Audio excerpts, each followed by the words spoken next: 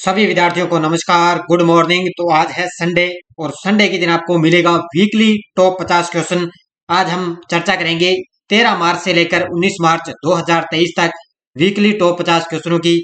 यानी कि लगातार आपको यहाँ पे सुबह इंडिया करंट की क्लास मिलती है, फिर उसके बाद में संडे के दिन आपको वीकली क्लास मिलती है, फिर पूरा मंथ कंप्लीट होने के बाद आपको मंथली क्लास, फिर 3 मंथ 6 मंथ आपको लगातार ऐसे क्लासें मिलती रहेगी। हर एक लगभग एक क्वेश्चन को आपको लगातार 4 से 5 बार यहाँ पे रिवाइज करवाया जाता है। तो पिछले 7 दिनों में यानी कि एक सप्ताह में हमने सुबह जो कुछ भी करंट के अंदर पढ़ा, तो संडे के दिन उसका एक प्रकार से आपको टेस्ट मिलता है। तो सारे विद्यार्थी एक बार वीडियो को लाइक और शेयर करना आपका काम है। जो भी विद्यार्थी हमारे चैनल पर नहीं है, जरूर आज चैनल को सब्सक्राइब करें और इसके पास लिए बेल आइकन का घंटा दबाएं, ताकि हम जैसे ही वीडियो अपलोड करें उसका नोटिफिकेशन आप तक पहुंच जाएगा। और ये EO RO, Delhi police, SSC, आगे आने वाली सीईटी का एग्जाम, ये आपके लिए रामबाण साबित होगा। तो स्टार्ट करता हूं आज की क्लास, वीकली टॉप 50 क्वेश्चन। देखिए पहला प्रश्न, किस देश ने 25 वर्षों में पहली बार महिलाओं के लिए सैन्य सेवा शुरू की है? तो ये की है कोलंबिया ने। किसने की है? कोलंबिया देश ने क्या है 25 वर्षों में पहली बार महिलाओं के लिए सैन्य सेवा शुरू की है। तो अपने यहाँ पे सिर्फ आज अपने आंसर और क्वेश्चन की चर्चा करेंगे, बाकी पूरे तथ्य के साथ हमारी सुबह करंट की क्लास आपको डेली मिलती है। महिलाओं को अधिक रोजगार, महिलाओं को अधिक अवसर देने के लिए चौथी महिला नीति किस राज्य में पेश होगी? तो ये होगी महाराष्ट्र के अंदर। ठीक है, महिलाओं को अधिक अवसर देने के लिए जो चौथी महिला नीति है वो महाराष्ट्र के अंदर पेश होगी। अगला प्रश्न, रामचंद्र पौंडेल को किस देश ने अपना अगला राष्ट्रपति चुना है? रामचंद्र पौंडेल को किस देश ने अपना अगला राष्ट्रपति चुना? ये चुना है नेपाल ने। ठीक है, नेपाल के अगले राष्ट्रपति कौन होंगे? रामचंद्र पौंडेल। अगला प्रश्न देखो, किसने मुंडका उपनिषद द गेटवे टू इटर्निटी पुस्तक के विमोचन की घोषणा की है? तो ये की है किसने के द्वारा? हमारे उपराष्ट्रपति हैं जगदीप धनखड़ ने क्या है कि मुंडका उपनिषद द गेटवे टू इटर्निटी पुस्तक का विमोचन की घोषणा की है।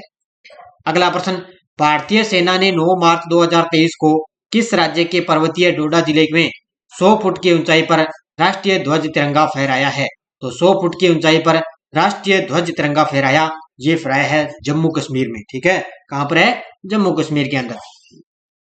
अगला प्रश्न, भारत में पासपोर्ट संबंधी सेवाओं के लिए पंजीकरण, आवेदन एवं भुगतान आदि करने के लिए कौन सा मोबाइल ऐप है? तो वो है एम पासपोर्ट सेवा। कौन सा है? एम पासपोर्ट है सेवा। और ये क्वेश्चन भी आपको पता है एलडीसी एग्जाम हाईकोर्ट के अंदर आ चुका है, और आज भी आपको पता है हाईकोर्ट एलडीसी का एग्जाम है। तो सभी विद्यार्थियों को बेस्ट ऑफ लक, और आगे आने वाला एग्जाम भी आपके लिए बेस्ट ऑफ लक हो। तो ये भी सीट इसमें आया था एलडीसी के एग्जाम के अंदर, शानदार प्रश्न आपके लिए।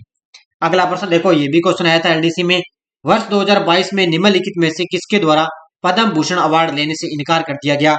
और वो थे कौन है? श्री बुद्धदेव भट्टाचार्य। ठीक है, इनको 2022 के अंदर जो पुरस्कार की घोषणा हुई, जो इनको पद्म भूषण अवार्ड इन्होंने इनकार कर दिया था।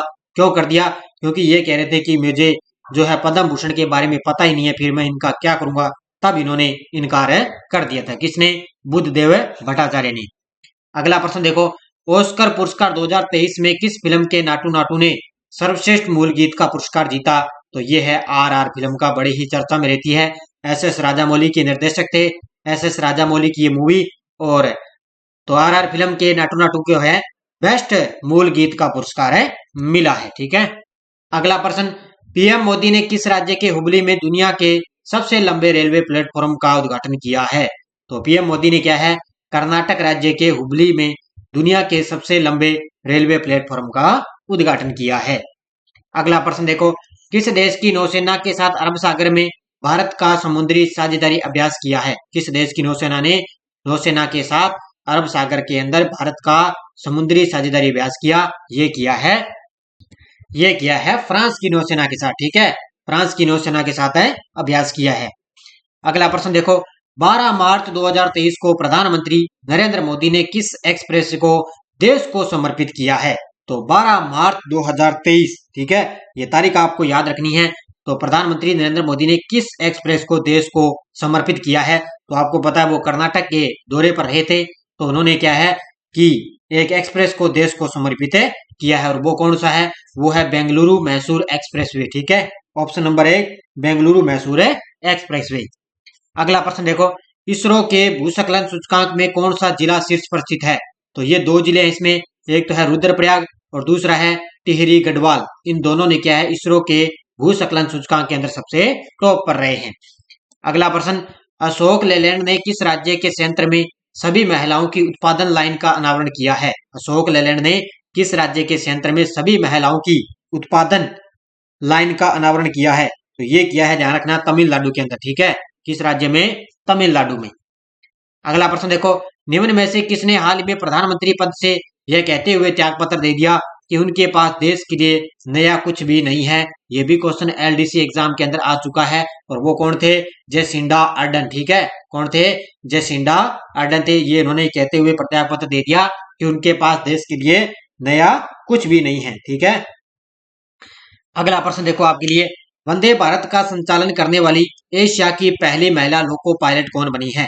तो वंदे भारत का संचालन करने वाली एशिया की पहली महिला लोको पायलट बनी है सुरेखा यादव। कौन बनी है? सुरेखा यादव बनी है। अगला देखो, महिला विश्व मुक्केबाजी चैंपियनशिप 2023 में किन दो खिलाड़ियों को ब्रांड एम्बेसडर बनाया गया है?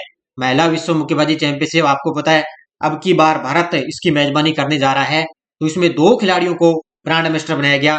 उसमें एक सी मैरी कॉम और दूसरी है फहरान अख्तर। इन दोनों को ब्रांड एम्बेसडर बनाया गया, तो उत्तर हो जाएगा इसका उपयुक्त दोनों। अगला देखो, एक्सरसाइज ला पोरेस 2023 का कौन सा संस्करण हिंद महासागर में आयोजित हुआ है? एक्सरसाइज ला पोरेस 2023 का कौन सा संस्करण है हिंद महासागर में आयोजित हुआ? ये हुआ है तीसरा संस्करण। कौन सा हुआ है? तीसरा संस्करण। तो इसका उत्तर हो जाएगा तीसरा संस्करण। अगला प्रश्न देखो, किस हिंदी लेखक को 32वें व्यास सम्मान के लिए चुना गया है? जैसे कौन से लेखक हैं जिनको 32वें व्यास सम्मान के लिए चुना गया? और वो है डॉक्टर ज्ञान चतुर्वेदी। कौन है? डॉक्टर ज्ञान चतुर्वेदी को, ये हिंदी एक लेखक हैं, इनको 32वें व्यास सम्मान के लिए चुना गया है। अगला प्रश्न, 11 मार्च से G20 फूल उत्सव किस शहर में शुरू हुआ है? 11 मार्च से G20 जो फूल उत्सव है वो शुरू हुआ है नई दिल्ली के अंदर। कहां पर शुरू हुआ? ये नई दिल्ली के अंदर शुरू हो चुका है। नेक्स्ट है, योग महोत्सव 2023 के साथ 9वें अंतर्राष्ट्रीय योग दिवस को मनाने का आग्रह किसने किया है? तो योग महोत्सव 2023 के साथ क्या है, जो 9वां अंतर्राष्ट्रीय योग दिवस है बनाया जाएगा, तो उसको आग्रह किया है हमारे देश के प्रधानमंत्री जी मोदी जी के द्वारा। पूरे देश को मनाने के लिए आग्रह किया है उन्होंने। अगला देखो, नितिन गडकरी ने किस शहर में मेथनॉल से चलने वाली पहली बसों का अनावरण किया है? तो हमारे जो केंद्रीय और जो सड़क परिवहन मंत्री हैं नितिन गडकरी ने किस शहर के अंदर मेथनॉल से चलने वाली पहली बसों का अनावरण किया? ये किया है बेंगलुरु शहर में। कहां पर किया है? बेंगलुरु शहर के अंदर। नेक्स्ट है, किस शहर में भिखारी मुक्त शहर नामक एक नई पहल शुरू हुई है? किस शहर के अंदर भिखारी मुक्त शहर नामक एक नई पहल की शुरुआत हुई है? ये हुई है महाराष्ट्र के नागपुर शहर में। कहां पर हुई है? महाराष्ट्र के नागपुर शहर के अंदर। अगला, किस न्यायमूर्ति ने स्वतंत्रता के लिए भारत का संघर्ष गांधीवादी युग नामक एक पुस्तक का विमोचन किया है? किस न्यायमूर्ति ने स्वतंत्रता के लिए भारत का संघर्ष और गांधीवादी युग नामक एक पुस्तक का विमोचन किया? ये किया है वी राम सुब्रमण्यम ने। किसने किया है? वी राम सुब्रमण्यम ने किया है। अगला, रेलवे और दूरसंचार मंत्री अश्विनी वैष्णव के अनुसार भारत में कब तक पहली बुलेट ट्रेन सेवा शुरू होगी? तो ध्यान रखना, अपने जो रेल मंत्री हैं अश्विनी वैष्णव, उन्होंने भारत में कब तक पहली बुलेट ट्रेन सेवा शुरू करने का आगाज किया है? तो अगस्त 2026 तक। ठीक है, कब तक है? अगस्त 2026 तक। अगला प्रश्न देखो, भारत और किस देश के बीच में संयुक्त अभ्यास बोल्ड कुरुक्षेत्र जोधपुर में संपन्न हुआ है? तो भारत और सिंगापुर के बीच में क्या है? एक इनका संयुक्त अभ्यास है जिसका नाम है बोल्ड कुरुक्षेत्र। ये कहां पर संपन्न हुआ है? जोधपुर के अंदर। किन के बीच में? भारत और सिंगापुर के बीच में। ठीक है, ये चला था 6 से लेकर 13 मार्च तक। ठीक है, 6 से लेकर 13 मार्च तक इसका आयोजन हुआ था। अगला प्रश्न, भारत सरकार ने किस केंद्र शासित प्रदेश के लिए 1,18,500 करोड़ रुपए का बजट पेश किया है? यानी कि ऐसा कौन सा केंद्र शासित प्रदेश है जिसके लिए 1,18,500 करोड़ रुपए का बजट पेश किया गया? वो किया गया जम्मू कश्मीर के लिए। हमारी जो वित्त मंत्री है निर्मला सीतारमण, उनके द्वारा ये बजट पेश किया गया है। अगला प्रश्न, स्विस फर्म IQAir ने जारी अपनी वर्ल्ड एयर क्वालिटी रिपोर्ट में भारत 2022 में कौन सा सबसे प्रदूषित देश बना है?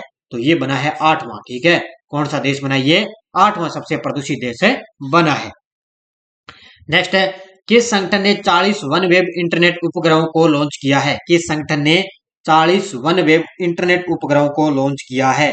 तो ये किया है स्पेस एक्स ने। किसने लॉन्च किया? ये स्पेस एक्स के द्वारा लॉन्च किया गया। ठीक है, नेक्स्ट देखो, युवा कार्यक्रम एवं खेल मंत्री अनुराग सिंह ठाकुर ने किस राज्य में 40 खेलो इंडिया केंद्रों का शुभारंभ किया है? तो युवा कार्यक्रम और अपने खेल मंत्री हैं अनुराग सिंह ठाकुर, उन्होंने कहां पर किया है? ये किया है जम्मू कश्मीर के अंदर। ठीक है, कहां पर है? जम्मू एवं कश्मीर के अंदर 40 खेलो इंडिया केंद्रों का उन्होंने शुभारंभ कब किया था? 10 फरवरी 2023 को। ये भी आपको तारीख याद रखनी है, 10 फरवरी 2023 को उन्होंने उद्घाटन किया था। अगला प्रश्न, भारत का पहला drone air traffic management system किसके द्वारा लॉन्च किया गया? भारत का पहला drone air traffic management system किसके द्वारा लॉन्च किया गया?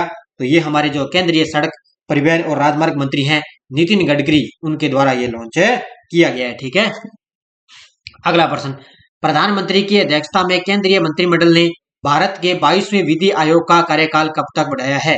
तो प्रधानमंत्री की अध्यक्षता में केंद्रीय मंत्रिमंडल ने क्या है? भारत के 22वें जो विधि आयोग के अध्यक्ष हैं कौन है? ऋतुराज अवस्थी। ठीक है, वर्तमान में अब 22वें विधि आयोग के अध्यक्ष हैं ऋतुराज अवस्थी। उनका कार्यकाल कब तक बढ़ा दिया?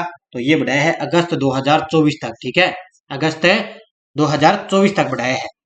अगला प्रश्न, विश्व उपभोक्ता अधिकार दिवस 2023 कब बनाया गया?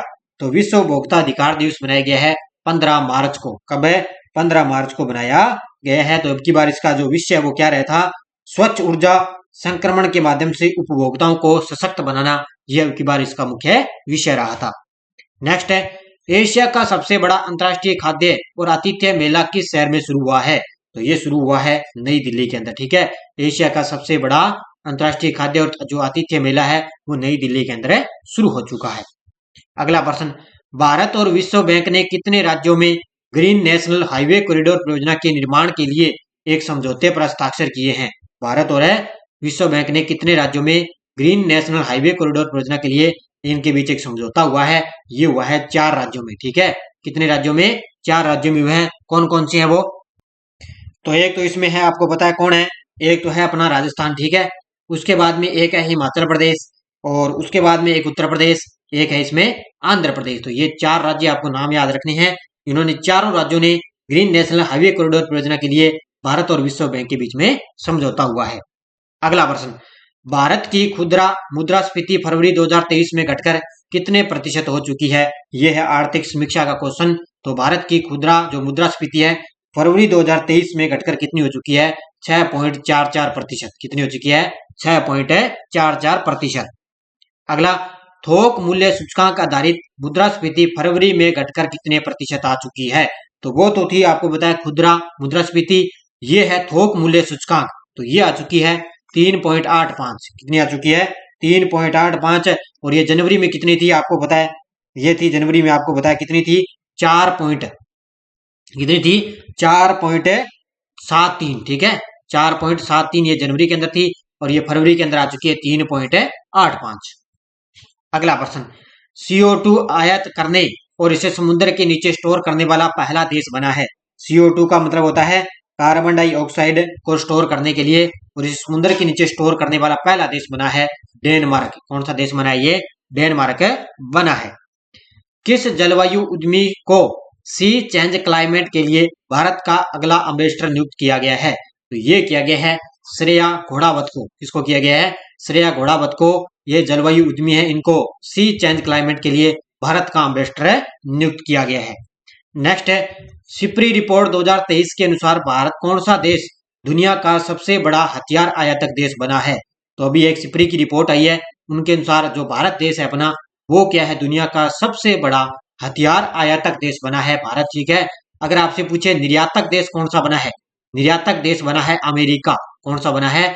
अमेरिका निर्यातक देश है बना है, ये आपको याद रखना है। आयातक है अपना देश भारत। अगला, रेशम उत्पादों हेतु बीमा योजना शुरू करने वाला भारत का पहला राज्य बना है। तो रेशम उत्पादों के अंदर जो बीमा योजना शुरू करने वाला भारत का पहला राज्य बना है वो है उत्तराखंड। कौन सा राज्य है? उत्तराखंड बना है। अगला, किस देश ने साझा बौद्ध विरासत पर एससीओ अंतर्राष्ट्रीय सम्मेलन की मेजबानी की है? तो किस देश ने साझा बौद्ध विरासत पर एससीओ यानी कि संघाई सहयोग संगठन अंतर्राष्ट्रीय सम्मेलन की मेजबानी की? ये की है अपने देश भारत ने। किसने की है? अपने देश से भारत ने की है। अगला प्रश्न देखो, सेंट्रल बैंकिंग ने किस व्यक्ति को governor of the year award से नवाजा है? तो आपको पता है अभी वर्तमान में अंदर अपने आरबीआई के जो 25वें गवर्नर है शक्तिकांत दास, उनको क्या है सेंट्रल बैंकिंग ने governor of the year award से नवाजा है। किसको? शक्तिकांत दास को। अगला प्रश्न, भारत बांग्लादेश मैत्री पाइपलाइन का उद्घाटन किसने किया है? तो कल आपको बताया शनिवार के दिन उन्होंने भारत के प्रधानमंत्री नरेंद्र मोदी जी ने वीडियो कॉन्फ्रेंसिंग के माध्यम से भारत और बांग्लादेश जो मैत्री पाइपलाइन है उसका उद्घाटन इन्होंने किया है। तो ये भी शानदार पॉइंट है, इसको आपको अच्छी तरह से याद रखना है। अगला, देश के पहले chief of defence staff CDS जिनका नाम है जनरल बिपिन रावत की याद में कितने पुरस्कार शुरू करने की घोषणा की है? तो अभी आपको पता है देश के पहले सीडीएस कौन थे? जनरल बिपिन रावत। और देश के दूसरे अब सीडीएस कौन है? अनिल चौहान। वर्तमान में देश के दूसरे सीडीएस हैं अनिल चौहान। तो आपको पता है जनरल बिपिन की याद में क्या है 2 पुरस्कार शुरू करने की घोषणा की गई। कितने? 2 पुरस्कार।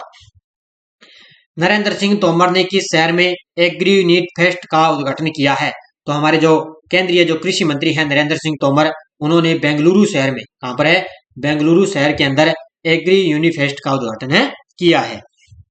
नेक्स्ट देखो, भारतीय रेलवे ने कब तक शुद्ध शून्य कार्बन उत्सर्जक बनने का लक्ष्य रखा है? भारतीय रेलवे ने कब तक शुद्ध शून्य कार्बन उत्सर्जक बनने का लक्ष्य रखा? ये रखा है 2030 तक। कब तक रखा है? 2030 तक रखा है। 47 नंबर, भारतीय रेलवे का कौन सा हेलीकॉप्टर अरुणाचल प्रदेश के मांडला पहाड़ी इलाके के पास दुर्घटनाग्रस्त हो चुका है? अब ये इस तरह का क्वेश्चन आपको पता है, जो 12 मार्च को एलडीसी का एग्जाम हुआ था उसमें क्वेश्चन आया था। अभी आगे के एग्जामों में फिर ये पूछा जाएगा। तो अरुणाचल प्रदेश के जो मांडला पहाड़ी में है वो हुआ था चीता। कौन सा हेलीकॉप्टर का आपको नाम याद रखना है? चीता है, जो इलाके के पास दुर्घटनाग्रस्त हो चुका था। अगला देखो, वोएकॉम 18 ने किस भारतीय खिलाड़ी को अपना ब्रांड एम्बेसडर घोषित किया है? तो वोएकॉम 18 एक कंपनी है, उसने वो भारत के जो पूर्व कप्तान क्रिकेटर हैं किसको? एमएस धोनी को अपना ब्रांड एम्बेसडर बनाया है। किसको? एमएस धोनी को। अगला प्रश्न, किस देश को संयुक्त राष्ट्र के सबसे कम विकसित देशों की सूची से बाहर निकाला गया है? ऐसा कौन सा देश है जिसको संयुक्त राष्ट्र के सबसे कम विकसित देशों के अंदर में उसको सूची से बाहर निकाल दिया गया? और वो है भूटान देश। इसको निकाला गया है, भूटान देश को निकाला गया है। नेक्स्ट है, एरिक गर्शोटी को किस देश में अमेरिकी एम्बेसडर नियुक्त किया गया है? एरिक गर्शोटी को किस देश में अमेरिकी एम्बेसडर नियुक्त किया गया? ये किया गया है अपने देश भारत में। कहां पर किया गया है? अपने देश है भारत के अंदर। आज का लास्ट और अंतिम प्रश्न, टाटा कंसल्टेंसी सर्विसेज टीसीएस के नए सीईओ कौन नियुक्त हुए हैं? टाटा कंसल्टेंसी सर्विसेज टीसीएस के नए सीईओ कौन बने हैं? ये बने हैं के कृतिवासन। कौन बने हैं? के कृतिवासन बने हैं। लेकिन ये पहले ये थे राजेश गोपीनाथ, इन्होंने इस्तीफा दे दिया। अब इनको क्या है? अब इनको बना दिया नए सीईओ। के कृतिवासन को नए सीईओ इनको नियुक्त किया गया है। तो ये 51% थे। आज संडे के दिन आपको मैंने वीकली क्लास अच्छी तरह से रिवाइज आपको करवा दिया। लगातार आपको तो सारे विद्यार्थी वीडियो को जाते जाते लाइक और शेयर करेंगे। और लगातार हमारे जो प्रताप क्लासेस ऐप के अंदर आपको टेस्ट सीरीज मिल रही है, इसमें हमारी विश्व का भूगोल टेस्ट सीरीज, भारत का भूगोल टॉपिक वाइज टेस्ट सीरीज मिल रही है, जिसमें विश्व का भूगोल कंप्लीट हो चुका है। भारत का भूगोल भी अभी आपको टेस्ट सीरीज मिलेगी। उसके बाद में ये ईओ और ये भी हमारी ऑल एग्जाम 2023 कोई भी एग्जाम हो, इसमें मंथली वाइज आपको टेस्ट सीरीज मिल रही है ऐप के अंदर। वीडियो के डिस्क्रिप्शन में ऐप का लिंक है, टेलीग्राम का भी लिंक है, जरूर ज्वाइन कीजिए और हमारी लगातार टेस्ट सीरीज का आप आनंद उठाइए। तो सारे विद्यार्थी वीडियो को एक बार जाते लाइक और शेयर करना आपका काम है। और शाम को 8 बजे मेरी ईओ और आरओ एग्जाम के लिए करंट अफेयर्स की रिवीजन क्लास आपको शाम को मिलती है। ये देखो, ये आरपीएससी ईओ और आरओ एग्जाम के लिए करंट अफेयर्स की ताबड़तोड़ रिवीजन मात्र 15 मिनट के अंदर आपको रिवाइज यहाँ पे करवाया जाता है। इसके 3 नंबर मैंने 3 नंबर पार्ट आपको कंप्लीट करवा दिए और आज शाम आपको 4 नंबर पार्ट इसका मिलेगा। तो धन्यवाद सभी विद्यार्थियों को। जय हिंद, जय भारत।